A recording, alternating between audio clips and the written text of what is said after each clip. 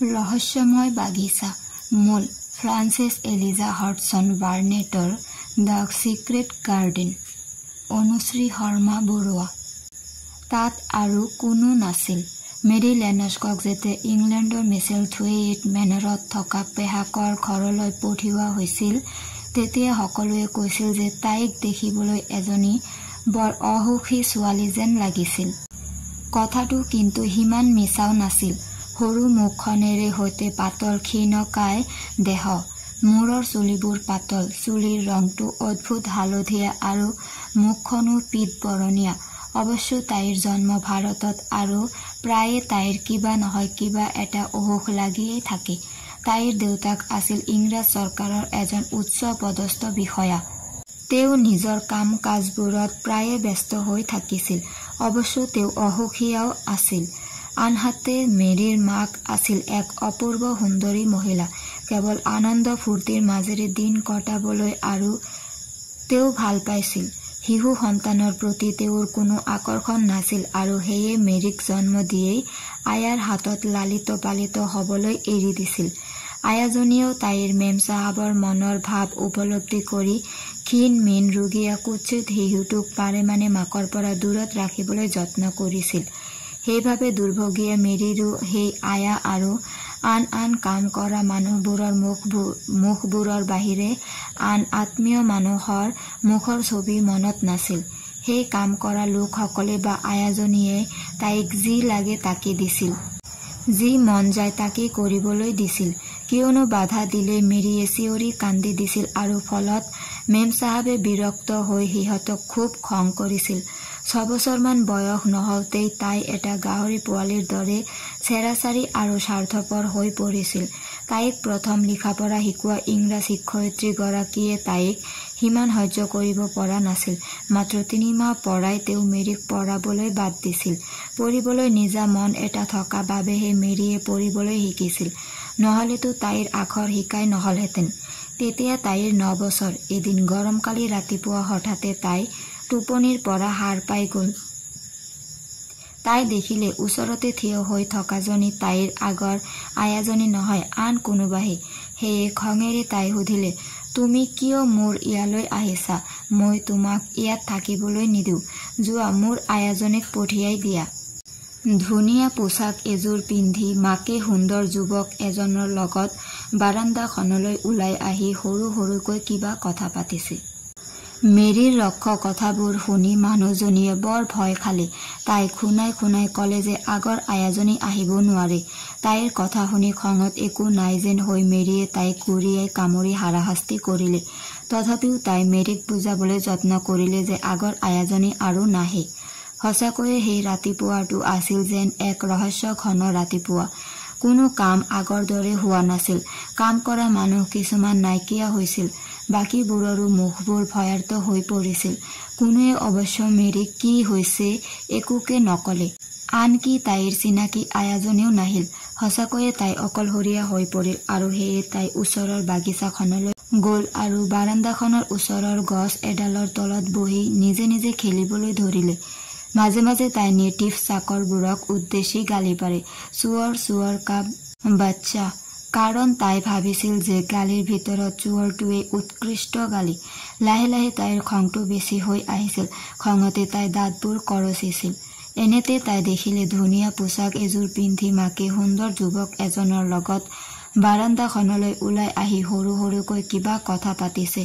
মেৰীয়ে অৱশ্য সেই যুৱকজনক চিনি পায় তেওঁ আছিল ইংলেণ্ডৰ পৰা অহা এজন ডেকা অফিচাৰ তেওঁলোকে যেন অলপ ভয় খাইছিল পৰিস্থিতিটো বৰ বেয়া নেকি মেৰীয়ে তাইৰ মাকে কোৱা শুনিলে অতিশয় বেয়া ডেকাজনৰো মাতটো কঁপি উঠিল আপুনি 2 সপ্তাহ আগতে পাহাৰীয়া স্বাস্থ্য নিবাসখনলৈ গুচি যোৱাটোৱে ভাল আছিল হেতুটো হয়েই এই সাধাৰণ ডিনাৰ পাৰ্টিটোৰ বাবে মিছামিছি কৈ ৰৈ গলো কি যে মূৰ্খ মই হঠাতে চাকৰবোৰৰ কোৱাৰ্টাৰৰ পৰা চিঞৰি কন্দাৰ শব্দ ভাহি আহিল মিছেছ লেনেস্কে ভয় খাই যুৱকজনৰ হাততে খামুচি ধৰিলে কি হৈছে তাত কোনোবা নিশ্চয় মৰিল ইয়াৰ চাকৰবোৰৰ মাজতো কলেৰা বিয়পাৰ কথা আপুনিতো কোৱা নাছিল ডেকাজনে ক'লে মই নাজানোৱেই মোৰ লগত আহকচোন তেওঁ খৰধৰকৈ ঘৰৰ ভিতৰত সোমাল তাৰ পাছতহে মেৰিয়ে গম পালে যে কলেৰা ভয়াৱহভাৱে আৰম্ভ হৈছে আৰু মানুহবোৰ মাখিৰ দৰে মৰিবলৈ ধৰিছে। আয়াজনীৰো আগ ৰাতিৰ পৰা কলেৰা হৈছিল আৰু এতিয়া তাই মৰা বাবে বাকীবোৰে কান্দিছে। 5 দিনৰ ভিতৰতে আৰু কেইটামান চাকৰ মৰিল আৰু কিছুমান ভয়ত পলাল। চাৰিওফালে আতংক। বাংলাবোৰত থকা অৱশিষ্ট মানুহবোৰো মৰিবলৈ ধৰিছে। লৰা ঢপৰা খেলিমেলিৰ মাজত দ্বিতীয় দিনাও মেৰিয়ে ভয় খাই তাইৰ শিশু কোঠাটোৰ ভিতৰতে লুকাই থাকিল। সকলোৱে বোধহয় মেৰিৰ কথা পাহৰিলে। কাৰো তাইলৈ মনত নপৰিল। তাই বহুত সময় কান্দে। তাৰ পাছত ভাগৰ লাগি টোপনি যায়। আকৌ কান্দে, আকৌ টোপনি যায়। মাজে মাজে তাই ঘৰবোৰৰ পৰা ভাহি অহা ভয় লগা চিঞৰ বাখৰবোৰ শুনিবলৈ পায়। এবাৰ বৰ ভোক লগা বাবে তাই মনে মনে ডাইনিং ৰুমত সোমায়। দেখিলে তাত কোনো নাই। এটা ডিনাৰ পাৰ্টি বোধকৰো তাত হৈ গৈছিল। চকী মেজ আৰু আধা খোৱা প্লেটবোৰ সিঁচৰিত হৈ অত-তত পৰি আছে। ভোকত কলমলাই থকা মেৰিয়ে এখন প্লেটৰ পৰা কিছু ফল আৰু বিস্কুট খালে। পিয়াহত তাইৰ কণ্ঠ শুকাই গৈছিল। সেয়ে ওচৰতে থকা মদেৰে পূৰ্ণ গিলাচ এটি লৈ তাই ঢকঢকাই পি দিলে। বৰ মিঠা লাগিল। অৱশ্যে তাই গমেই নাপালে সেইটো যে কিমান শক্তিশালী পানীয়। আকৌ নিজৰ শিশু কোঠাটোলৈ তাই উভতি গল। লাহে লাহে মদৰ ৰাগীত তাইৰ দুভৰি থৰক-বৰক হল। দুচকুৰ পতা কোনোমতে মেলি তাই নিজৰ কোঠাটোৰ বিচনাখনতে বাগৰি পৰিল আৰু একো কব নোৱাৰা হৈ গভীৰ টোপনিত লালকাল দিলে। এই সময়ছোৱাৰ ভিতৰত কিমান যে ঘটনা ঘটি গল মেৰিয়ে একো গমেই নাপালে। বাংলাৰ ভিতৰৰ আৰু বাহিৰৰ কোনো শব্দই তাইক জগাব নোৱাৰিলে। কিন্তু যেতিয়াই মেৰিয়ে চকু মেলি চালে তাই বৰ আচৰিত হল। এনে ভয়াৱহ নিস্তব্ধতা তাই কাহানিও পোৱা নাছিল। কাৰো মাত বা খোজৰ শব্দ তাইৰ কাণত নপৰিল। তাই ভাবিলে কলেৰা বোধকৰো শেষ হল আৰু বিপদ আঁতৰি গল। অৱশ্য তাইৰ আয়াজনী মৰিল। এতিয়া বাৰু কোনে তাইৰ যত্ন লব? হয়তো নতুন এজনী আয়া আহিব আৰু তাইক বহুত নতুন নতুন গল্প কব। বেয়া নহব। তাই মৰম চেনেহ নোহোৱা শিশু। কাৰো বাবে তাইৰ দুখ অনুকম্পা নাই। সেয়ে আয়াজনীৰ মৃত্যুৱে তাইৰ অন্তৰত দুখ দিব নোৱাৰিলে। তাই কেৱল কলেৰা ৰোগীৰ বিভৎস চিঞৰবোৰলৈ ভয় কৰে। পাছে এতিয়ালৈকে কাৰো বাৰু তাইলৈ মনত পৰা নাই নে? তাইৰ ভীষণ খং উঠিল। যিবিলাক সুস্থ হৈ উঠিল সিহঁতৰোতো এবাৰ তাইলৈ মনত পৰিব লাগিছিল। কিন্তু বিশাল নীৰৱতাই বিৰাজ কৰা ঘৰখনৰ পৰা তাইক বিচাৰি কোনো নাহিল। হঠাতে তাই দেখিলে এডাল সৰু সাপ চুচৰি তাইৰ পিনে আহি আছে। তাৰ চকু দুটা তিৰবিৰ কৰিছে। মেৰিয়ে অৱশ্যে মুঠেই ভয় নাখালে। সাপডাল হুৰহুৰকৈ দুৱাৰ তলিৰ ফাঁকি দি ওলাই গল। ইমান যে শান্ত পৰিৱেশ, যেন সাপডাল আৰু মোৰ বাহিৰে ইয়াত কোনোৱেই নাই। মেৰিয়ে নিজকে নিজে কলে। 5 মুহূৰ্ততে তাই চৌহদটোত কোনোবা অহাৰ শব্দ পালে। তাৰ পাছত বাংলাৰ বাৰাণ্ডাখনতো মানুহৰ খোজৰ শব্দ শুনিলে। মানুহবোৰে ফুচফুচাই কথা কৈ ঘৰটোত সোমাইছিল। খোলা দুৱাৰবোৰেৰে তেওঁলোকে কোঠাবোৰলৈ জুমি জুমি চাইছিল। এজনে কৈছিল, কি যে দুৰ্ভাগ্যজনক ঘটনা। আনকি সেই সুন্দৰী মহিলাগৰাকীও। মই শুনিছিলো তেওঁলোকৰ বোলে এজনী ছোৱালীও আছে। অৱশ্য কোনেও তাইক দেখা নাই। মানুহবোৰে দুৱাৰখন খোলাৰ ঠিক কেইমিনিটমান পাছত মেৰিয়ে নিজৰ কোঠাটোৰ মাজতে আহি থিয় হৈছিল। তাইক বৰ অশুৱনি আৰু খঙাল যেন লাগিছিল। কিয়নো তাই ভোকত অস্থিৰ হৈ পৰিছিল আৰু তাই নিজকে অৱহেলিত বুলি গণ্য কৰিছিল। বাংলাটোলৈ অহা এজনক তাই চিনি পাইছিল। তেওঁ আছিল এজন ডাঙৰ বিষয়া আৰু এবাৰ তাই তেওঁক তাইৰ দেউতাকৰ লগত কথা পতা দেখা পাইছিল। তেওঁক ভাগৰুৱা যেন দেখাইছিল। কিন্তু যেতিয়াই তেওঁ হঠাতে তাইক দেখিলে তেওঁ চক খাই জঁপিয়াই উঠিল। বাৰ্ণে, তেওঁ চিঞৰি উঠিল, ইয়াতচোন এজনী ছোৱালী, অকলশৰীয়া ছোৱালী, অকলে অকলে এনে এখন ঠাইত। হে প্ৰভু, পাছে তাই বা কোন? মই মেৰিলেণ্ড। ফুটা মাতেৰে তাই উত্তৰ দিলে। দেউতাকৰ বাংলাটোক এনে এখন ঠাই বুলি কোৱা বাবে তাইৰ মানুহজনৰ ওপৰত খঙেই উঠিল। তাই কলে, যেতিয়া সকলো মানুহৰ কলেৰা হৈছিল তেতিয়া মই শুই আছিলো আৰু এইমাত্ৰ মই সাৰ পালো। কিন্তু কিয় বাৰু কোনো এতিয়ালৈ অহা নাই? লগত অহা বন্ধু কেইজনলৈ চাই মানুহজনে আচৰিত হৈ কলে, এইটো শিশুকে কোনেও দেখা নাপালে। তাইক সঁচাকৈয়ে সকলোৱে পাহৰিলে। মাটিত ভৰিৰে জোৰেৰে গুৰিয়াই মেৰিয়ে খঙেৰে কলে, কিয় বাৰু মোক সকলোৱে পাহৰিলে? কিয় বাৰু কোনো এতিয়ালৈ অহা নাই? বাৰ্ণী নামৰ ডেকা মানুহজনে তাইলৈ খুব বিষণ্ণ মনেৰে চালে। মেৰিয়ে লক্ষ্য কৰিলে মানুহজনে ঘনাই ঘনাই দুচকু জপোৱা মেলা কৰিছে। অলপ পাছতেই যেন তাৰ পৰা দুটোপাল চকু পানীহে নিগৰি পৰিব। বেচেৰী ছোৱালীজনী, তোমাৰ ওচৰলৈ আহিবলৈ এতিয়া আৰু কোনো নাই, গধুৰ স্বৰেৰে তেওঁ কলে।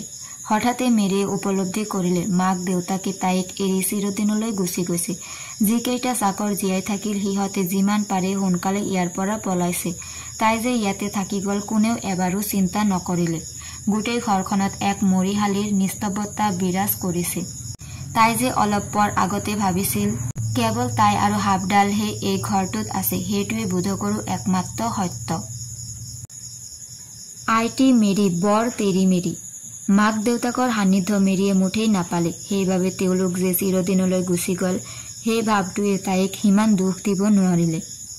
তদুপৰি অনবৰতে তাইৰ উচিত অনুচিত সকলো আদেশ বিনা বাক্য মানি চলা এজাক চাকৰজাতীয় মানুহৰ লগত থাকি তাই বেছ আত্মকেন্দ্ৰিক হৈ উঠিছিল। অৱশ্য কথাবোৰ বেছি দকৈ চিন্তা নকৰিবলৈ তাইৰ বয়সনো কিমান হৈছিল? 9 বছৰহে মাত্ৰ। তাই মাত্ৰ চিন্তা কৰিছিল তাই এতিয়া ক'ত থাকিব, য'ত থাকিব তাৰ মানুহবোৰে তাইক সমীহ কৰিবনে নাই, বা আয়া আৰু আন আন চাকৰবোৰে মানি চলাৰ দৰে তাইৰ প্ৰত্যেকটো কথা মানিবনে নাই। প্ৰথমতে তাইক লৈ যোৱা ক্ৰফৰ্ড নামৰ ইংৰাজ যাজকজনৰ ঘৰত যে তাই স্থায়ীভাৱে থাকিব নালাগে সেই কথা মেৰিয়ে ধৰিব পাৰিছিল। অৱশ্য তাই তাত থাকিবলৈ মুঠেই ভাল পোৱা নাছিল, কাৰণ ইংৰাজ যাজকজন দুখীয়া আছিল। তেওঁৰ 5টা সন্তান আছিল আৰু সিহঁত প্ৰায় সমবয়সীয়া আছিল। সিহঁতে ফটা-চিটা কাপোৰ পিন্ধিছিল আৰু খুব কাজিয়া কৰিছিল। ইটোৱে সিটোৰ পৰা পুতলা টনাটনি কৰিছিল, মৰামৰিও কৰিছিল। সিহঁতৰ ঘৰ দুৱাৰ আৰু কামবোৰ দেখি মেৰি খং আৰু ঘৃণাত অতিষ্ঠ হৈ উঠিল। তাই সিহঁতৰ লগত খেলিব নুখুজিলে। প্ৰথম আগবাঢ়ি আহিলেও পাছত সিহঁতো মেৰিৰ লগত খেলিবলৈ নাহিল। দ্বিতীয় দিনা সিহঁতে তাইক এটা জোকোৱা নাম দিলে। ফলত মেৰি আৰু খঙাল হৈ পৰিল। প্ৰথমতে বেছিল নামৰ নীলা চকুৰ এটা সৰু ল'ৰাই তাইক জোকোৱা নামটো দিছিল। সেইদিনা তাই গছ এজোপাৰ তলত অকলশৰে খেলিবলৈ লৈছিল। মাটিবোৰ তাইক ওখকৈ সজালে আৰু বাগিচা এখনলৈ বুলি এটা ৰাস্তা সাজিলে। বেছিল আহি ওচৰতে থিয় হৈ তাইৰ কামবোৰ চাই ৰল। তাইৰ কামবোৰ দেখি তাৰ বৰ ভাল লাগিল আৰু সেয়ে লগে লগে তাইক উপদেশ দি ক'লে, তুমি কিয় এই মাজডোখৰতে শিলবোৰ দম কৰি এটা পাহাৰ নবনোৱা? ঠাইডোখৰ দেখুৱাবলৈ গৈ তাইৰ পিনে সি হাউলি পৰিল। যোৱা, আঁতৰি যোৱা, মই ইয়াত কোনো ল'ৰা বিচৰা নাই, যোৱা, মেৰিয়ে চিঞৰিলে। খন্তেকৰ বাবে বেছিলৰ খং উঠি গ'ল। তাৰ পাছত সি তাইক জোকাবলৈ ল'লে। সি সদায় তাৰ ভনীয়েকবোৰক জোকাই আনন্দ পাইছিল। সি তাইৰ চাৰিওফালে ঘূৰি ঘূৰি নাচি নাচি গাবলৈ ধৰিলে, নামটোহে মিছ মেৰি, কাম হ'লে তেৰি মেৰি। তোমাৰ বাগিচা আই কেনেকুৱা হ'ব? চিলভাৰ বেল আৰু নাৰ্জী গোলাপ তাত একেটা শাৰীতে ফুলি ৰ'ব। আন ল'ৰা ছোৱালীবোৰে নহঁহালৈকে সি তেনেদৰে তাইক জোকায়েই থাকিল। তাৰ পাছৰ পৰা তাইৰ কথা ওলালেই আটাইয়ে মিলি আইটি মেৰি বৰ তেৰি মেৰি বুলি কোৱা হ'ল। এই সপ্তাহৰ শেষৰ পিনে তোমাক তোমাৰ ঘৰলৈ পঠিয়াই দিব আৰু আমাৰ যে কি মজা হ'ব, বেছিলে এদিন মেৰিক ক'লে। ময়ো বিৰাট ভাল পাম, মেৰিয়ে উত্তৰ দিলে। কিন্তু মোৰ ঘৰটোনো ক'ত? 7 বছৰীয়া বেছিলে ক'লে। ইহ, তাই ঘৰটো ক'ত তাকো নাজানে। ইংলেণ্ডত আকৌ মোৰ আইতা তাতে থাকে আৰু যোৱা বছৰ মোৰ ভনী মেবেলকো তালৈ নিছে। তুমিতো তোমাৰ আইতাৰাৰ ওচৰলৈ যাব নোৱাৰা, কাৰণ তোমাৰতো কোনো নাই। তুমি তোমাৰ পেহাৰাৰ ঘৰলৈ যাবা। তেওঁৰ নাম মিষ্টাৰ আৰ্কিবাল্ড ক্ৰেভেন। মই তেওঁৰ কথা নাজানোৱে, মেৰিয়ে খঙেৰে ক'লে। তুমি যে নাজানা সেয়া মই জানো। মই মা দেউতাই কোৱা শুনিছো। তেওঁ হেনো এটা অকলশৰীয়া প্ৰকাণ্ড পুৰণি ঘৰত থাকে। তেওঁ এজন বদমেজাজী লোক, মানুহ গ'লে বেয়া পায়। অৱশ্য তেওঁ ভাল পালেও তেওঁৰ ওচৰলৈ কোনো নগ'লহেঁতেন। তেওঁ কোজা আৰু দেখাতো হেনো ভয় লগা। মই তোমাৰ কথা বিশ্বাস নকৰো। মেৰিয়ে আৰু একো নুশুনিবলৈ নিজৰ কান্ধখনত আঙুলিৰে সোপা মাৰি ধৰিলে। সেইদিনা ৰাতি মিছেছ ক্ৰফৰ্ডে তাইক ক'লে যে ইংলেণ্ডৰ মিছেলথৱেইট মেনৰত থকা তাইৰ পেহাক মিষ্টাৰ আৰ্কিবাল্ড ক্ৰেভেনৰ তালৈ তাইক কিছুদিনৰ ভিতৰতে পঠোৱা হ'ব। কথাষাৰ শুনাৰ পাছত তাই ইমান স্থিৰভাৱে কথাখিনিত গুৰুত্ব নিদিয়া যেন দেখুৱালে যে তেওঁলোকে তেতিয়া তাইৰ অন্তৰত সৃষ্টি হোৱা ধুমুহাজাকৰ কথা ধৰিবই নোৱাৰিলে। মিছেছ ক্ৰফৰ্ডে আৱেগত তাইক চুমা খাব খোজোতে মেৰিয়ে মুখখন আঁতৰাই দিলে। পাছত মিছেছ ক্ৰফৰ্ডে পুত সহকাৰে কৈছিল, ছোৱালীজনীৰ মনটো হয়তো ভালেই, পাছে তাই ধুনীয়া ভদ্ৰ মাকজনীৰ একো এটা নাপালে। চেহেৰাটো দেখিলে বিতৃষ্ণা জন্মে। ল'ৰা ছোৱালী কেইটাই দুষ্টামি কৰি তাইক আইটি মেৰি বৰ তেৰি মেৰি বুলি জোকায়। কথাটো পাছে একেবাৰে সঁচা। মাকে যদি তেওঁৰ সুন্দৰ চেহেৰা আৰু ব্যৱহাৰৰ অলপো তাইক দি যাব পাৰিলেহেঁতেন। আৰু তাই প্ৰকৃততে দুৰ্ভগীয়া। সেই অকলশৰীয়া ঘৰটোত অকলে পৰি আছিল। কৰ্ণেল মেগ্ৰুৱে কোৱা মতে যেতিয়াই তেওঁ তাইক অকলশৰীয়া অৱস্থাত কোঠাটোৰ মাজত থিয় হৈ থকা দেখিছিল, তেওঁ একেবাৰে জিকাৰ খাই উঠিছিল। মেৰীক এজন অফিচাৰৰ ঘৈণীয়েকে ইংলেণ্ডলৈ লৈ গৈছিল। তেওঁ আকৌ গৈছিল নিজৰ ল'ৰা ছোৱালী দুটাক বৰ্ডিং স্কুলত থবলৈ। মেৰীৰ দায়িত্ব ল'বলৈ তেওঁ কিছু দিগদাৰিয়েই পাইছিল। গতিকে লণ্ডনৰ এখন হোটেলত মিষ্টাৰ আৰ্কিবাল্ড ক্ৰেভেনে পঠিয়াই দিয়া মিছেছ মেডেলকৰ হাতত তাইক সঁপি দি বেছ মুক্ত অনুভৱ কৰিলে। মিছেলথৱেইট মেনৰত থকা পেহাকৰ ঘৰটোৰ তত্ত্বাৱধায়িকা আছিল মিছেছ মেডলক। গভীৰ কলা দুচকু, টিকটিকিয়া ৰঙা গাল দুখনিৰে মিছেছ মেডলক বেছ শকত আছিল। মেৰীৰ কিন্তু মানুহগৰাকীক মুঠেই ভাল নালাগিল। অৱশ্য তাইৰনো কাক ভাল লাগে? মিছেছ মেডেলকে মেৰীক লগ পোৱাৰ কিছু পাছতে ক'লে, হে ভগৱান, কি ছোৱালী এইজনী! মই শুনামতে মাক হেনো বৰ ধুনীয়া আৰু ভদ্ৰ আছিল। তাই পাছে মাকৰ একো এটা নাপালে। হয়তো ডাঙৰ হৈ অহাৰ লগে লগে তাইৰ অলপ উন্নতি হ'ব। পাছলৈ ল'ৰা ছোৱালীবোৰৰ ব্যৱহাৰ পাতিৰো পৰিৱৰ্তন হয়, কথা বাৰ্তাও হয়তো শিকিব। অফিচাৰৰ ঘৈণীয়েকজনীয়ে ক'লে, বেলেগ পৰিৱেশ পালে তাই হয়তো কিবা শিকিলেহেঁতেন। কিন্তু মিছেলথৱেইটত ল'ৰা ছোৱালী ভাল হোৱাৰ কোনো আশা নাই, মিছেছ মেডলকে মন্তব্য কৰিলে। যদিও তেওঁলোকে ভাবিছিল যে তেওঁলোকৰ আলোচনাবোৰ মেৰীয়ে শুনা নাই, পাছে হোটেলখনৰ খিৰিকীৰে ৰাস্তাৰ গাড়ী মানুহবোৰ চাই থকা মেৰীৰ সকলোবোৰ কথাই কাণত পৰিছিল। পেহেকজন বা কেনেকুৱা, ক'ত থাকে, পিঠিৰ কোচটোনো কেনেকুৱা ইত্যাদি তাই নজনা নানান কথাই প্ৰশ্ন হৈ তাইৰ মনত দোলা দিছিল। পেহাকৰ যি বৰ্ণনা তাই শুনিছিল, তেনে বৰ্ণনাৰ মানুহ তাই ভাৰতত দেখাই নাই। মাক দেউতাক জীয়াই থাকোঁতেও মেৰীয়ে কোনো আত্মীয় স্বজনক দেখা নাছিল, আৰু এতিয়াতো তাইৰ কোনো আয়াও নাই। তাই নতুনকৈ খুব নিঃসংগ বোধ কৰিলে।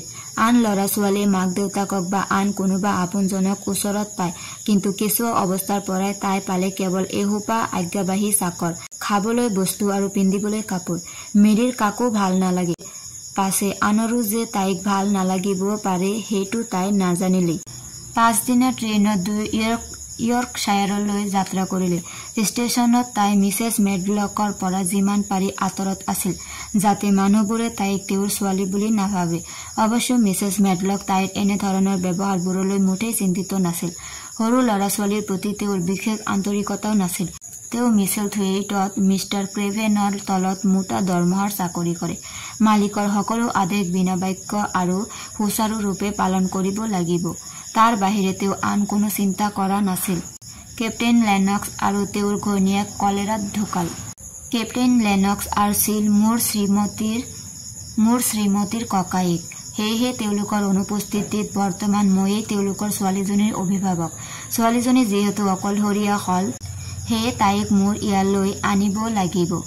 তুমি নিজে গৈ লণ্ডনৰ পৰা তাইক লৈ আহা। মিষ্টাৰ আৰ্কিবাল্ড ক্ৰেভেনে এনেদৰে কৈ মিছেছ মেডলকক অকলশৰীয়া মেৰীক আনিবলৈ লণ্ডনলৈ পঠিয়াইছিল। ৰেলৰ ডবাটোৰ চৌক এটাত মেৰী মনে মনে বহি ৰৈছিল। একো পঢ়িবলৈ বা চাবলৈ তাইৰ মন যোৱা নাছিল। সেয়ে তাই কলা ক্ষীণ হাত দুখন ভাঁজ লগাই কোচত ৰাখিছিল।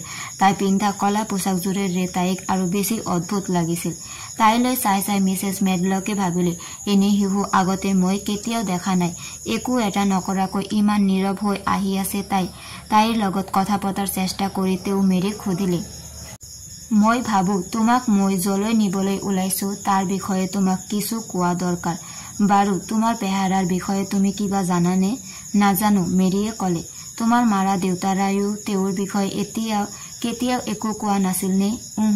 খং আৰু বিৰক্তিৰে তাই উত্তৰ দিলে। কিয়নো তাইৰ মনত পৰিল তাইৰ মাক দেউতাকে কেতিয়াও তাইৰ লগত একো কথাকে নাপাতিছিল। কিন্তু মই ভাবোঁ মই কিছু কোৱা উচিত। তুমি জনাটো দৰকাৰ যে তুমি এখন অদ্ভুত ধৰণৰ ঠাইলৈ যাবলৈ ওলাইছা। মেডলকৰ কথা শুনি মেৰীয়ে একোকে নকলে। এটা দীঘল উশাহ লৈ তেওঁ আকৌ ক'বলৈ ল'লে, মিষ্টাৰ ক্ৰেভেনৰ ঘৰটো 600 বছৰীয়া পুৰণি এক বিশাল নিৰ্জন ঘৰ। যদিও ঘৰটোত প্ৰায় 100টামান কোঠা আছে, প্ৰায়বোৰ কোঠায়ে তলা মাৰি থোৱা আছে। পুৰণি চিত্ৰ আৰু সুন্দৰ আচবাব পত্ৰেৰে কোঠাবোৰ ভৰি আছে। লগতে আছে এখন ডাঙৰ ঘূৰণীয়া উদ্যান আৰু বহুতো বাগিচা, সেইবাবে ধুনীয়া গছ গছনিৰে ভৰি আছে। আকৌ এটা হুমনীয়া কাৰী তেওঁ কৈ গ'ল, কিন্তু তাত আৰু একো নাই। কিয় এনে হ'ল? তুমি বাৰু কি ভাবা? মিছেছ মেডলকে তাইক এনেই সুধিলে। একো নাভাবো, কাৰণ সেইবোৰ কথা মই একো নাজানো। মেৰীৰ কথা শুনি মিছেছ মেডলকে হাঁহি দিলে। তুমিচোন বয়সীয়াল তিৰোতাৰ দৰে কথা কৈছা, এনেই কোৱাচোন কি ভাবা? মই ভবা নভবাৰ ওপৰত একো নিৰ্ভৰ নকৰে, মেৰীয়ে ক'লে।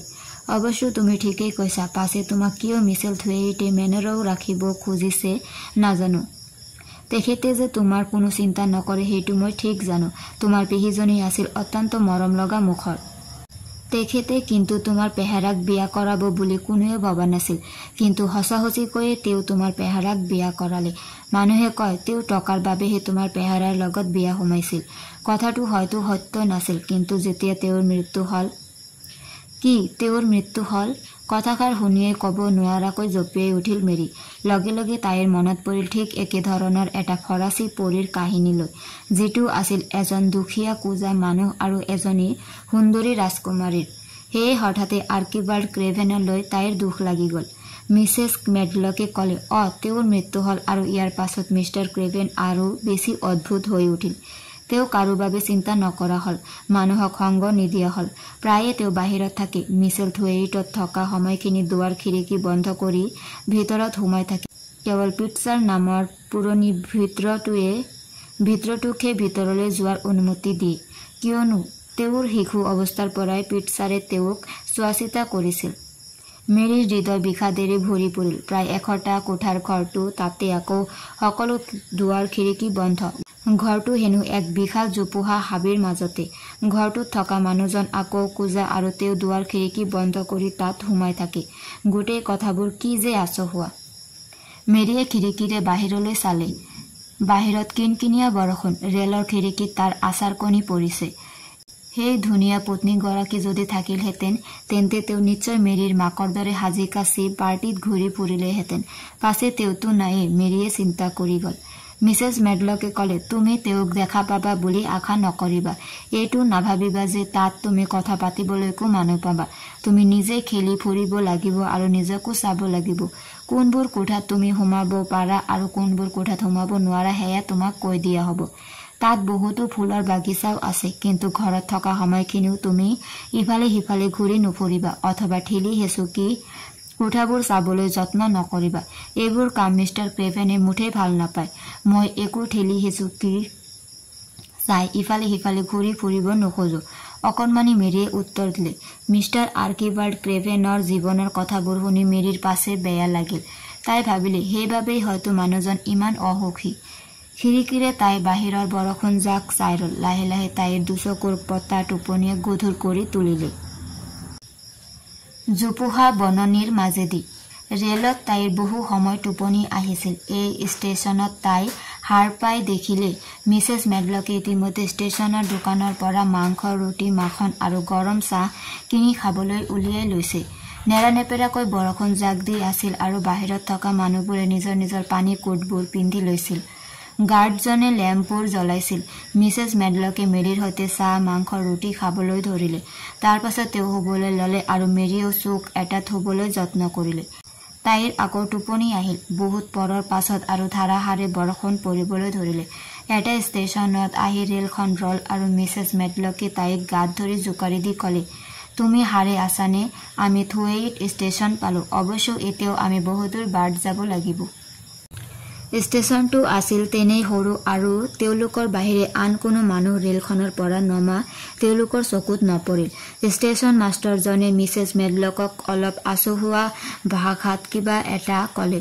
মেডলকেও মেৰীলৈ চাই কিবা এটা উত্তৰ দিলে। পাছতহে তাই গম পাইছিল সেয়া তেওঁলোকৰ ইয়ৰ্কশ্বায়াৰৰ স্থানীয় ভাষা। প্লেটফৰ্মখনৰ কিছু দূৰত ৰাস্তাৰ ওপৰত এখন চৈ থকা ঘোঁৰা গাড়ী ৰৈ আছিল। মেৰীয়ে দেখিলে গাড়ীখন বৰ ধুনীয়া। চালকজনে তাইক উঠাত সহায় কৰি দিলে। তেওঁ গাত দীঘল পানী কোট এটা আৰু মূৰত পানী নহৰকা টুপি এটা পিন্ধি আছিল। চুক এটাত অলসভাৱে বহি লৈ মেৰীয়ে খিৰিকীখনেৰে বাহিৰলৈ চাই ৰ'ল। মিছেছ মেডলকে কোৱা কথাবোৰ ভাবি তাইৰ মনটো উৎসুকতাত চঞ্চল হৈ উঠিল। আচলতে তাই ভয়াতুৰ ছোৱালী নাছিল, কিন্তু সকলো দুৱাৰ খিৰিকী বন্ধ থকা এশটা কোঠাৰ ঘৰটোৰ ভিতৰত কি হ'ব পাৰে সেই কথাটো কোনেও ক'ব নোৱাৰে। তদুপৰি ঘৰটো হেনো এখন বিশাল গুল্ম ভূমিৰ কাষত। পাছে এই গুল্ম ভূমিটোনো কি? হঠাতে তাই মেডলকক সুধি দিলে, গুল্মভূমি মানে কি? 10 মিনিটমান সময়ত তুমি খিৰিকীখনেৰে বাহিৰলৈ চাই থাকা আৰু তেতিয়া তুমি নিজেই দেখিবা। মেনৰ পোৱাৰ আগতে আমি মিছেল গুল্মভূমিৰ মাজেৰে 5 মাইল অতিক্ৰম কৰিব লাগিব। আন্ধাৰ ৰাতি বাবে তুমি বেছি একো দেখা নাপাবা, কিন্তু কিছু নিশ্চয় দেখা পাবা। মেৰিয়ে আৰু একো সুধিবলৈ মন নকৰিলে, কেৱল চুকটোত বহি খিৰিকীৰে বাহিৰলৈ চাই ৰল। ঘোঁৰা গাড়ীখনত ওলমি থকা লেম্পৰ পোহৰত তাই অতিক্ৰম কৰা বস্তুবোৰ চকামকাই দেখিছিল। ষ্টেচনটো পাৰ হৈ অহাৰ পাছত তেওঁলোক এখন সৰু গাঁৱৰ মাজেৰে আহিছিল। মানুহবোৰৰ সৰু সৰু জুপুৰি ঘৰবোৰৰ পৰা বাহিৰলৈ ওলোৱা পোহৰ দেখা গৈছিল। গীৰ্জাঘৰ, এটা ডাঙৰ ঘৰ আৰু এখন সৰু দোকান পাৰ হৈছিল। ইয়াৰ বাহিৰে বহু সময় তাই আন একো দেখা নাছিল। তাৰ পাছত ঘোঁৰাটোৱে লেহেম গতিত যেন পাহাৰৰ ওপৰলৈহে উঠিছে, যাবলৈ আৰম্ভ কৰিছিল। জোপোহা আৰু গছ-গছনি প্ৰায় নাছিলেই বুলি ক'ব পাৰি। আচলতে আন্ধাৰৰ বাবে তাই বিশেষ একো বস্তুকে ভালদৰে মনিব পৰা নাছিল। আমি চাগৈ এতিয়া গুল্মভূমিখন পালোঁ, মিছেছ মেডলকে ক'লে। ঘোঁৰা গাড়ীখনৰ লেম্পটোৰ পৰা এক হালধীয়া আভা ৰাস্তাটোৰ ওপৰত পৰিছিল। জোপোহাবোৰৰ মাজে মাজে আন্ধাৰবোৰ ফালি ফালি লেম্পটোৱে সিহঁতক বাট দেখুৱাইছিল। জোৰেৰে বতাহ বলিছিল আৰু ই এটা অদ্ভুত হু-হুৱনিৰ শব্দ সৃষ্টি কৰিছিল। মিছেছ মেডলকলৈ চাই মেৰিয়ে সুধিছিল, এয়া বাৰু সাগৰ নহয়নে? নহয়, ইয়াত কোনো সাগৰ নাই, পথাৰ নাই, পাহাৰ নাই, কেৱল দূৰ দিগন্তলৈ বিস্তীৰ্ণ অঞ্চলজুৰি আধাৰুৱা ভূমি, য'ত একো নগজে, একো নুফুলে। অৱশ্য সৰু সৰু জোপোহা গছ কিছুমান আছে। তাতো ঘোঁৰা আৰু ভেড়াৰ বাহিৰে একো জন্তুৱে ইয়াত নচৰে। মই আকৌ সাগৰৰ পানীৰ দৰে শব্দ শুনি ইয়াত সাগৰ থকা বুলি ভাবিছিলোঁ, মেৰিয়ে ক'লে। মেৰিৰ কথা শুনি মিছেছ মেডলকে ক'লে, জোপোহাবোৰৰ মাজে মাজে বতাহ বলিছে আৰু তাৰ শব্দবোৰ শুনিয়েই হয়তো তুমি সাগৰ আছে বুলি ভাবিছা। আন্ধাৰৰ মাজেৰে তেওঁলোক আগবাঢ়িছিল। বৰষুণ যদিও এৰিছে, বতাহবোৰ কিন্তু বৰ ভয় লগা শব্দ কৰি বলি আছে। বাটটো বৰ উখুৰা মুখুৰা, সেয়ে ঢলং-ঢপংকৈ গাড়ীখনে আগবাঢ়িছে। যেতিয়াই ঘোঁৰাটো কিছু ওপৰলৈ উঠি ৰাস্তা এডোখৰ পালে, হঠাতে মেৰিয়ে দূৰত পোহৰৰ ৰেঙনি দেখিলে। মিছেছ মেডলকে দীঘলকৈ স্বস্তিৰ নিশ্বাস এৰিলে। আহি পালো কোনোমতে। আমাৰ ঘৰটোৰ খিৰিকীৰে পোহৰ ওলোৱা দেখিছো। অন্তত গৰম চাহ একাপ পাম। পাৰ্ক গেটৰ পৰা মোৰ ঘৰটোলৈ 5-2 মাইল দূৰ। ঘৰটোত সোমোৱা দুৱাৰখন আছিল প্ৰকাণ্ড। দুৱাৰখন খুলি দিয়াৰ পাছত এটা ডাঙৰ হল ঘৰ দেখা গ'ল। অৱশ্য অস্পষ্ট পোহৰৰ বাবে তাৰ বেৰত ওলমি থকা ছবিবোৰ ভালদৰে দেখা যোৱা নাছিল। মেৰিৰ সেইবোৰ চাবলৈ মনো যোৱা নাছিল। শিলৰ মজিয়াখনত ভৰি দিয়াৰ লগে লগে মেৰিয়ে অতি চাপৰ কলা ৰঙৰ অদ্ভুত মানুহ এজন দেখিলে। তেওঁলোকৰ বাবে দুৱাৰ খুলি দিয়া ভৃত্যজনৰ ওচৰতে এজন ক্ষীণ চেহেৰাৰ বুঢ়া মানুহ থিয় হৈ আছিল। কৰ্কশ মাত এটাৰে মানুহজনে মিছেছ মেডলকক ক'লে, তুমি ছোৱালীজনীক তাইৰ বাবে ৰখা কোঠাটোলৈ লৈ যোৱা। তেখেতে তাইক লগ পাব খোজা নাই। কাইলৈ ৰাতিপুৱাই তেখেত লণ্ডনলৈ যাব। মানুহজনৰ কথা শুনি মিছেছ মেডলকে ক'লে, হ'ব বাৰু মিষ্টাৰ পিষ্টাৰ, অৱশ্য ঠিক আছে, মই চব ঠিক-ঠাক কৰি ল'ম। তাৰ পাছত মেৰী লেনস্কক এটাৰ পাছত আন এটা দীঘল কৰিডৰ পাৰ কৰাই অৱশেষত তাইলৈ আছুতীয়াকৈ ৰখা কোঠালৈ লৈ যোৱা হ'ল। কোঠাটোৰ ভিতৰত অকণমান জুই জ্বলাই থোৱা আছিল আৰু এখন মেজৰ ওপৰত তাইলৈ ৰাতিৰ আহাৰ ঢাকি থৈ দিয়া আছিল। মিছেছ মেডলকে ক'লে, বাৰু শুনা, এইটো আৰু ইয়াৰ পাছৰটো কোঠা তোমাৰ বাবে ৰখা হৈছে। কোঠা দুটাৰ যিটোতে মন যায় থাকিব পাৰিবা। পাছে মনত ৰাখিবা যে তুমি সেই দুটাতে থাকিব লাগিব। আন কোঠালৈ যাব নোৱাৰিবা, এইষাৰ কথা কিন্তু পাহৰি নাযাবা। এনেদৰে মেৰী এদিন মিছেলথোৱাইট মেনৰত উপস্থিত হৈছিল আৰু সম্ভৱতঃ এনেকুৱা সম্পূৰ্ণ বিপৰীত অৱস্থা আগতে কেতিয়াও কল্পনাই কৰা নাছিল। মাৰ্থা। ৰাতিপুৱাৰ লগে লগে মেৰীয়ে সাৰ পালে। তাইৰ কোঠাটোত থকা জুহালত জুই জ্বলাবলৈ এজনী বন কৰা বিধৰ ছোৱালী সোমাই আহিছিল আৰু আঠুকাৰি বহি লৈ জুহালৰ পৰা পুৰা অঙঠা ছাইবোৰ শব্দ কৰি কৰি বাহিৰলৈ উলিয়াই আছিল। বিচনাখনত বাগৰি মেৰীয়ে কিছু সময় তাইলৈ চাই থাকিল। তাৰ পাছত তাই গোটেই কোঠাটোত চকু ফুৰালে। এনেধৰণৰ কোঠা তাই কাহানিও দেখা নাই। সেয়ে এক উৎসুক আৰু হতাশ ভাৱ তাইৰ মনলৈ আহিল। কোঠাটোৰ বেৰবোৰত কেনভাছ কাপোৰত হাবিৰ ছবি কিছুমান এমব্ৰইডাৰী কৰি ওলোমাই থোৱা আছে। তদুপৰি আছে অদ্ভুত ধৰণৰ পোছাক পিন্ধা কিছুমান মানুহৰ ছবি। লগতে কিছুমান চিকাৰী, কিছুমান ঘোঁৰা, কুকুৰ আৰু মাইকী মানুহৰ ছবিও আছে। মেৰীৰ ভাৱ হ'ল তাই যেন সেইবোৰৰ লগত হাবিতহে আছে। খিৰিকীখনেৰে তাই বাহিৰলৈ চালে। বগাই ওপৰলৈ যাব পৰা প্ৰকাণ্ড এডোখৰ ওখ মাটি, কোনো গছ গছনি নাই, ঠিক যেন এক অন্তহীন বিশাল সাগৰ। সেয়া কি? খিৰিকীৰ বাহিৰলৈ বুলি আঙুলিয়াই তাই ছোৱালীজনীক সুধিলে। ছোৱালীজনী আছিল এজনী পৰিচাৰিকা, নাম মাৰ্থা। বহাৰ পৰা সামান্য উঠি খিৰিকীৰে বাহিৰলৈ চাই মাৰ্থাই ক'লে, সেয়াই হ'ল বহল জোপোহা বননিখন। অৱশ্য এতিয়া সেইখন তেনেই উদং হৈ পৰিছে, কিন্তু বসন্তকালৰ লগে লগে তাত অসংখ্য সৰু সৰু জোপোহা গছ ফুলেৰে উপচি পৰে। তেতিয়া কি যে সুগন্ধি বতাহ বলে। এনে ঠাই এৰি দূৰত থকাৰ কথা মই ভাবিবই নোৱাৰো। যেতিয়াই মেৰী ভাৰতত আছিল তেতিয়া কিন্তু কাম কৰা লিগিৰিবোৰে এনেদৰে কথা কোৱা তাই দেখা নাছিল। তাত ভৃত্যবোৰে মালিকক অতি সমীহ কৰি চলে। সিহঁতে কেৱল আদেশহে পালন কৰিব লাগে, কিন্তু মালিকক ওলোটাই প্ৰশ্ন সোধাৰ অধিকাৰ নাই। খং উঠিলে মেৰীয়ে তাইৰ আয়াজনীৰ গালত সদায় চৰ মাৰিছিল, কিন্তু ইয়াত বোধ কৰোঁ সেইটো সম্ভৱ নহ'ব। তুমি বৰ আচৰিত ধৰণৰ চাকৰণীহে, মেৰীয়ে ক'লে। খং উঠাৰ পৰিৱৰ্তে হাঁহি হাঁহি মাৰ্থাই ক'লে, হয় নেকি? মই অৱশ্য সেই কথাটো জানো। মই কথাও অলপ বেছিকৈ কওঁ। গৃহস্থনী নথকা ঘৰখনত মিষ্টাৰ পিটছাৰ আৰু মিছেছ মেডলকৰ বাহিৰেনো থাকে কোন? মিষ্টাৰ ক্ৰেভনেতো ইয়াত থাকি দিগদাৰ পোৱাতকৈ সদায় দূৰত থাকিয়েই ভাল পায়। মিছেছ মেডলকে মোক দয়া কৰি এই কামটো দিছে। ভাৰতত থকাৰ দৰে কৰ্তৃত্বসূচক সুৰতে তাই মাৰ্থাক সুধিলে, তুমি মোৰ চাকৰণী হ'ব বিচাৰানে? কিছু ডাঙৰকৈ মাৰ্থাই ক'লে, মই মিছেছ মেডলকৰহে লিগিৰি। তেওঁ আকৌ মিষ্টাৰ ক্ৰেভেনৰ তলত কাম কৰে। মই তোমাৰ পৰিচাৰিকা কাম কৰি দিব পাৰিলোহেঁতেন, কিন্তু তোমাক এতিয়া সেয়া প্ৰয়োজন নাই। কিন্তু মোক এতিয়া কোনে কাপোৰ পিন্ধাই দিব? ইয়ৰ্কশ্বায়াৰৰ ভাষাত মাৰ্থাই মুখৰ ভিতৰত কিবা ভুৰভুৰালে। তাৰ পাছত মেৰীয়ে বুজি নোপোৱা যেন পাই ক'লে, তুমি নিজৰ কাপোৰ নিজে পিন্ধিব নোৱাৰা? নাই, নোৱাৰো। ভাৰতত থাকোঁতে মোক আয়াহে কাপোৰ পিন্ধাই দিছিল। তুমি একো নাজানা। বুজিছো, তাৰ নিয়মবোৰ বেলেগ। তাত বগা মানুহৰ পৰিৱৰ্তে কলা মানুহৰ সংখ্যাই অধিক। তুমি ভাৰতৰ পৰা অহা শুনি মই ভাবিছিলো তুমিও কলা ৰঙৰ বুলি। কি তুমি মোক সেই দেখিও বুলি ভাবিছা নেকি? চোৰৰ বাচ্চা, খঙতে মেৰীয়ে চিঞৰি উঠিল। মাৰ্থাই একেথৰে তাইলৈ চাই থাকিল। তাইৰ মূৰটো গৰম হৈ গ'ল। তোমাতকৈ ডাঙৰক তেনেকৈ কোৱাটো উচিত নহয়, আৰু মইতো বেয়া অৰ্থত কলা বুলি কোৱা নাছিলো। এজনী লিগিৰিয়ে এনেকৈ কথা কয়, উপদেশ দিয়ে। মেৰীৰ খং বাঢ়িহে গ'ল। নিজকে অকলশৰীয়া যেনো লাগিল। তাই বিচনাখনতে বাগৰি বাগৰি জোৰেৰে কান্দিবলৈ ল'লে। মেৰীৰ অৱস্থাটো দেখি মাৰ্থাৰ ভয়ে লাগিল। তাই মেৰীৰ বিচনাখনৰ ওচৰলৈ গৈ বুজাবলৈ ল'লে, কিয় বাৰু তুমি এনেকৈ কান্দিছা? তুমি ঠিকেই কৈছা, সঁচাকৈয়ে মই ভাৰতৰ বিষয়ে একো নাজানো। মোক ক্ষমা কৰি দিয়া না। মই অনুৰোধ কৰিছো, তুমি কান্দোন বন্ধ কৰাচোন। মাৰ্থাৰ অনুনয় বিনয়ত মেৰীয়ে লাহে লাহে কন্দা কটা বন্ধ কৰি সহজ হ'বলৈ ল'লে। মাৰ্থায়ো স্বস্তিৰ নিশ্বাস এৰিলে। এতিয়া তুমি উঠা দেই, মই ওচৰৰ কোঠাটোত তোমালৈ নাস্তা আৰু দুপৰীয়াৰ আহাৰ আনি থৈছো।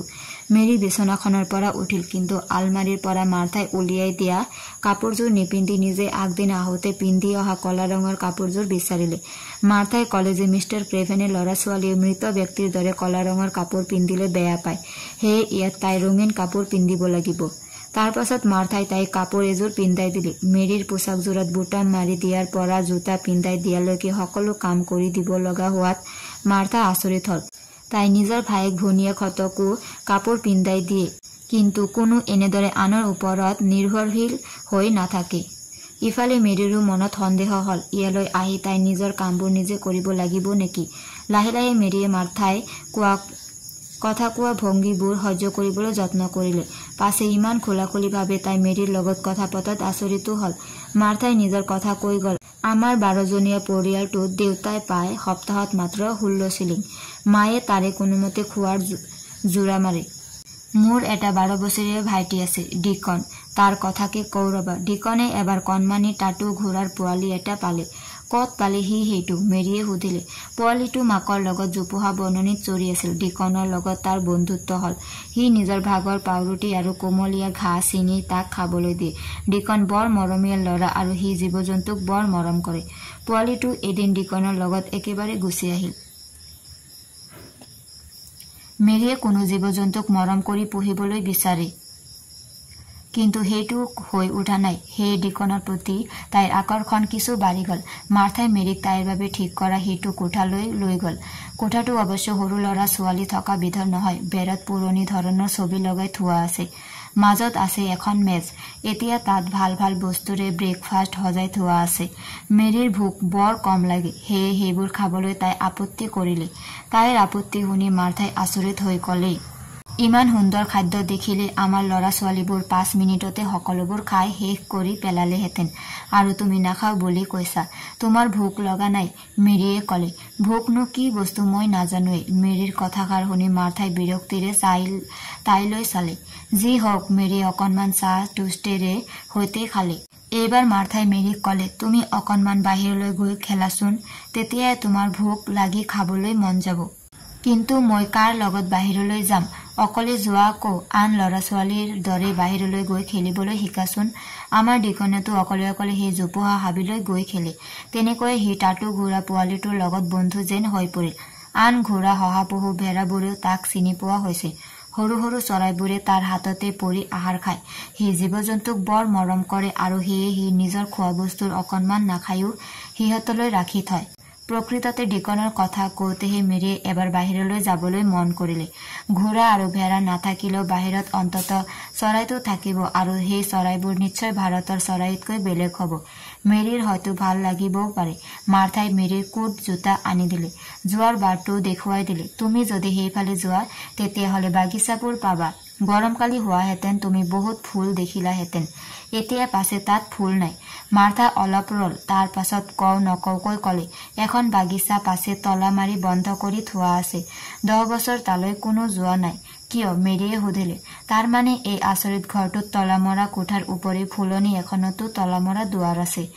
মিষ্টাৰ ক্ৰেভেনে তেওঁৰ পৰিবাৰ ঢুকোৱাৰ পাছতে সেইখন তলা মাৰি বন্ধ কৰি দিছে।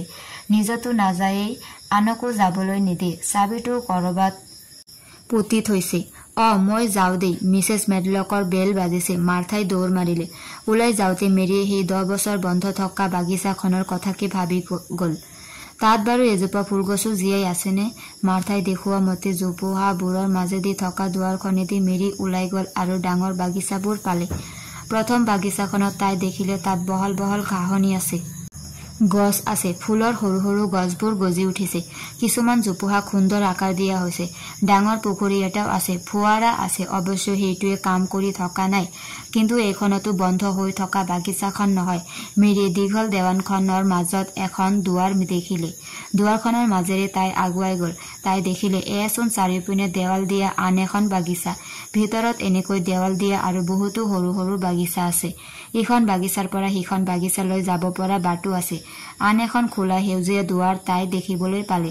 দুৱাৰখন গছ-লতাৰে আৱৰি থকা। ঠাইখন তাইৰ ভাল নালাগিল। মেৰীয়ে ভাবিলে, ইয়াত দেখোন একো চাবলগীয়া নাই। আনখন দুৱাৰেদি অলপ ভিতৰলৈকে যোৱা যাওক। ঠিক সেই সময়তে এজন বৃদ্ধই কান্ধত কোৰ এখন লৈ সেই দুৱাৰখনেৰে সোমাই আহিল। মেৰীক তেনেদৰে হঠাতে দেখি তেওঁ চক খাই উঠিল। মেৰীয়ে সুধিলে, এইখন কি ঠাই? এইখন এখন শাক-পাচলিৰ বাগিচা, মানুহজনে ক'লে।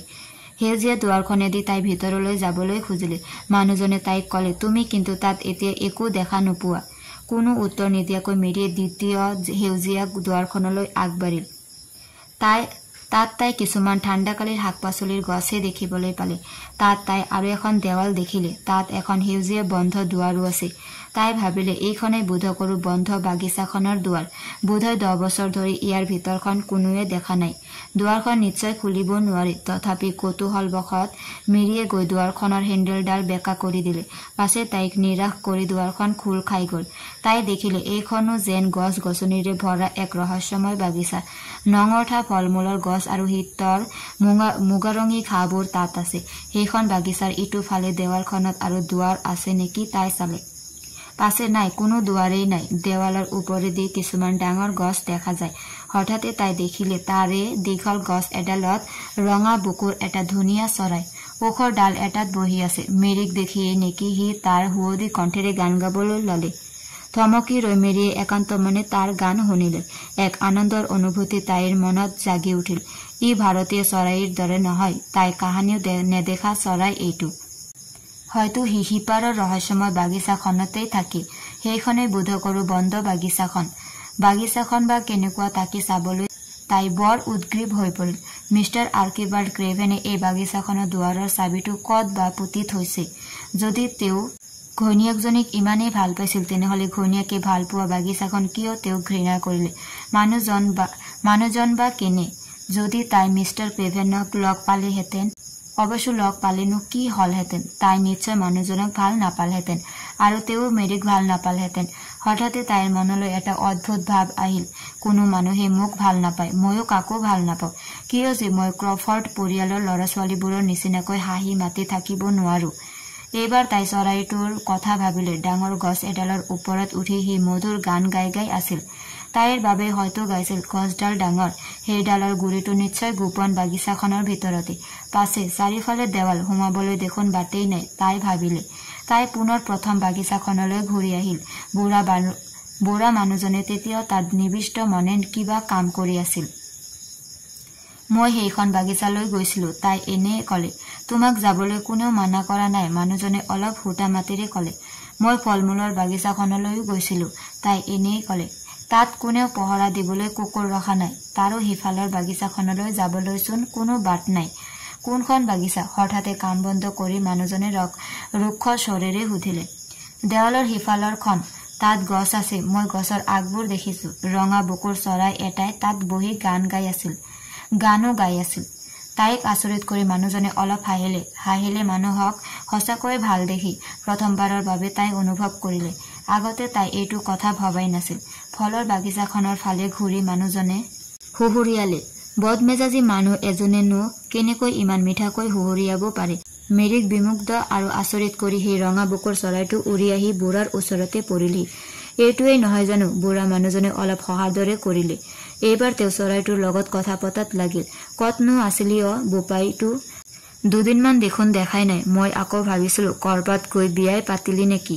চৰাইটোৱে এবাৰ বুঢ়ালৈ চালে। সি আঁতৰি নগল, ভয়ো নাখালে। বোধকৰো বেছ চিনাকি। ওচৰতে ঘূৰি মেলি পোক পৰুৱা বিচৰাত ব্যস্ত থাকিল। চৰাইটো ইমান ধুনীয়া, ৰঙিয়াল। মেৰীৰ বৰ আনন্দ লাগিল। ই একেবাৰে মানুহৰ দৰে। তুমি মাতিলে চৰাইটো আহেনে? মেৰীয়ে বুঢ়াক ফুচফুচাই সুধিলে। আহেতো, মই তাক পাখি গজাৰ পৰাই চিনি পাওঁ।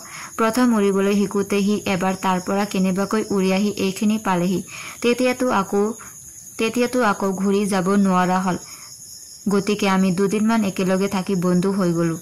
পাছত ভালদৰে উৰিব পৰা হওঁতে সি উৰি সেইফালে গল। ইতিমধ্যে বাকীবোৰ কৰবালৈ গুচি গল। সি অকলশৰীয়া হল আৰু আকৌ মোৰ ওচৰ পালেহি। এইটো কি চৰাইনো, তাকে নাজানানে? এইটো ৰঙা বুকুৰ ৰবিন চৰাই। মানুহৰ লগত থাকি বন্ধুত্ব কৰি বৰ ভাল পায়, একেবাৰে কুকুৰৰ দৰে। অৱশ্য তাৰ লগত কথা পাতিব জানিব লাগিব। সেয়া চোৱা, আমালৈকে চাই আছে। গম পাইছে আমি যে তাৰ কথাকে পাতি আছো। কথাবোৰ কৈ থাকোতে বুঢ়াৰ মনটো বেছ প্ৰফুল্লিত হৈ উঠিল। বৰ ভেম তাৰ। বুঢ়াই আকৌ আৰম্ভ কৰিলে। তাৰ বিষয়ে কথা পাতি থাকিলে বৰ ভাল পায় আৰু বৰ কৌতূহলীও সি। মই কি কৰিছো, কি ৰুইছো, চব চাই থাকে। মিষ্টাৰ ক্ৰেভেনে যেন তাক মালিৰ চৰ্দাৰহে পাতিছে। চৰাইটোৱে অলপ ৰৈ মেৰীলৈ চালে। মেৰীৰ সঁচাকৈ অনুভৱ হল চৰাইটোৱে যেন তাইৰ বিষয়ে জানিব খুজিছে। তাইৰ হৃদয়ত অদ্ভুত ভাৱ এটাই আকৌ দোলা দি গল। তাৰ ককাই ভাইবোৰনো কলৈ গল? তাই সুধিলে। নাজানো, বুঢ়াই কলে। উৰিব পৰা হলে মাক বাপেকে সিহঁতক ঘৰৰ পৰা উলিয়াই দিয়ে। সিহঁত কৰবালৈ উৰি গুচি যায়গৈ। ই অকলশৰীয়া হল বাবেহে ৰল। মেৰীয়ে চৰাইটোৰ ফালে এখোজ আগবাঢ়ি গল। তাৰ চকুলৈ চাই থাকি তাইৰ মুখেৰে হঠাতে ওলাই গল, ময়ো বৰ অকলশৰীয়া। মেৰীয়ে আগতে গমেই পোৱা নাছিল যে এনে এটা ভাৱে তাইৰ মনত ক্ৰিয়া কৰিব পাৰে। তাই চৰাইটোৰ ফালে চাই থাকিল। বুঢ়া মানুহজনে তাইৰ ফালে একেথৰে চালে। ভাৰতৰ পৰা অহা ছোৱালীজনী তুমিয়েই নেকি? বুঢ়াই সুধিলে। মেৰীয়ে মূৰ দুপিয়ালে। তেতিয়াহলে তুমি যে অকলশৰীয়া তাত কোনো সন্দেহেই নাই। বুঢ়াই আকৌ চিপৰাঙেৰে গাঁত খন্দাত লাগিল। তোমাৰ নামটোনো কি? মেৰীয়ে সুধিলে। ভেন ৱেডাৰষ্টাফ, বুঢ়াই থিয় হৈ কলে। তাৰ পাছত আকৌ ৰুক্ষ শুকান হাঁহি এটা মাৰি কলে, ই নাথাকিলে ময়ো অকলশৰীয়া। ইয়েই মোৰ একমাত্ৰ বন্ধু। মোৰ পাছে কোনো বন্ধুৱেই নাই, আগতেও নাছিল, এতিয়াও নাই। আয়াজনীয়ে মোক ভাল নাপাইছিল, ময়ো কাৰো লগত নেখেলিছিলো। যিহকে ভাবে তাকে খোলা আৰু খহটা ভাৱে কৈ দিয়াটো ইয়ৰ্কশ্বায়াৰৰ লোকৰ বোধকৰো এটা অভ্যাসেই। এক প্ৰকৃত ইয়ৰ্কশ্বায়াৰৰ মানুহৰ দৰে ভেন ৱেডাৰষ্টাফে কলে। তেন্তে তোমাৰ লগত মোৰ বেছ মিল আছে। আমি একেডাল সূতাৰে গোঠা কাপোৰ। আমাৰ এজনো দেখিবলৈ ভাল নহওঁ। ইজনে সিজনক চালে বেয়াহে লাগে। এটা অসহ্যকৰ বদমেজাজো দুয়োজনৰে আছে নে কি কোৱা মেৰিয়ে নিজৰ বিষয়ে ইমান বেয়া কথা শুনাই নাছিল চাকৰবোৰে তাইক কেৱল সালাম কৰিছিল আৰু তাই যি কৈছিল তাকেই শুনিছিল আৰু অসহ্যকৰ বদমেজাজ তাই বৰ অসুবিধা পালে হঠাতে ওচৰতে এটা মধুৰ শব্দ হল মেৰিয়ে দেখিলে যে ৰবিন চৰাইটোৱে ওচৰৰ এজোপা আপেল গছত উঠি গান গাবলৈ আৰম্ভ কৰিছে ভেন ৱেডাৰষ্টাফে হাঁহিবলৈ ধৰিলে হি কি কৈছেনো মেৰিয়ে সুধিলে হি তোমাৰ লগত বন্ধুত্ব কৰিবলৈ ইচ্ছা কৰিছে মোৰ লগত হসানে মেৰি গছজোপাৰ ফালে কিছু আগবাঢ়ি চৰাইটোৰ লগত মানুহৰ লগত কথা পতাৰ দৰে কথা পাতিব খুজিলে কিহে তুমি সঁচাকৈয়ে মোৰ লগত বন্ধু হবানে তেতিয়াহ'লে তুমি যে অকলশৰীয়া তাত কোনো সন্দেহেই নাই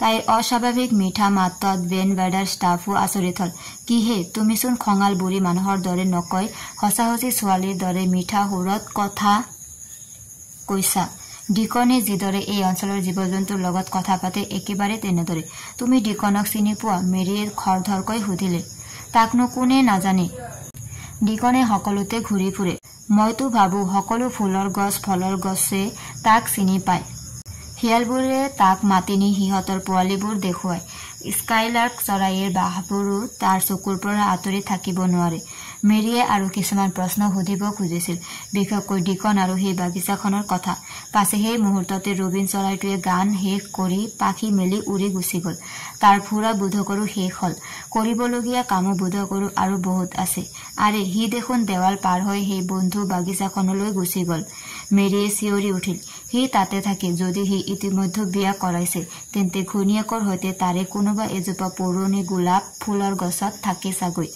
গোলাপ গছ তাত বাৰু এতিয়াও আছেনে 10 বছৰ আগতে আছিল ভেনে অস্পষ্টভাৱে কলে মই সেইবোৰ চাব খোজো সেউজীয়া দুৱাৰখন ক'ত কৰবাততো দুৱাৰখন থাকিবই লাগিব মেৰিয়ে কৈ উঠিল বেনে ব্যস্তভাৱে তাৰ চিপৰাংখন মাটিত মাৰি গল মেৰিয়ে প্ৰথম লগ পোৱা সময়ৰ দৰে এইবাৰো বেনক অলপ মেজাজি যেন দেখা গল 10 বছৰ আগতে আছিল এতিয়া নাই বেনে ভুৰ ঘূৰালে কিয় নাথাকিব থাকিবই লাগিব মেৰিয়ে চিঞৰিলে কোনে দুৱাৰ চোৱাৰ দেখা নাই বিচৰাটো কাৰো কামো নহয় তুমিও এনেকৈ নলগা জেঙত লাগি থাকিব নালাগে যতে মন যায় ততে খেলি থাকাগৈ মোৰ সময় নাই কাম আছে মাটি খন্দা বন্ধ কৰি চিপৰাংখন কান্ধত লৈ বেন ভুৰভুৰাই গুচি গল যাও দেই ধৰণৰ কথা এখৰতো নকলেই তাইলৈ ঘূৰিও নাচালে